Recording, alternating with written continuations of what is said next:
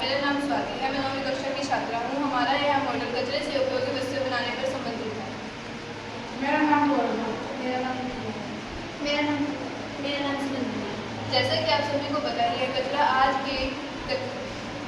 आज के समय में पर्यावरण की सबसे बड़ी समस्याओं में से एक बन चुका है। लोग रोजाना बहुत सारा कचरा ऐसे ही फेंक देते हैं, जिससे कि पर्यावरण प्रदूषित और असंतुलित हो जाता है। तो हमारे इस मॉडल में यह बताया गया है कि हम सबसे पहले कचरे को एक कंटेनर में इकट्ठा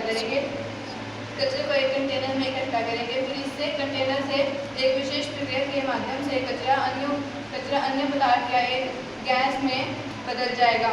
फिर गैस को एक जनरेटर से जुड़ती है, जिससे कि बिजली उत्पन्न होगी। इसी प्रकार गैस से निकलने वाले कार्बन को इकट्ठा करके उससे स्याही तैयार की जाएगी, जिस स्याही का उपयोग हम प्रिंटर या पेन में कर सकते हैं। तो यह मॉडल हमें यह भी सिखाता है कि कचरा कोई बेकार चीज़ नहीं है। यदि हम समझदारी से इसका उपयोग करेंगे तो यही हमारे लिए ऊर्जा संसाधन बन सकता है। एक्सप्लेन करो।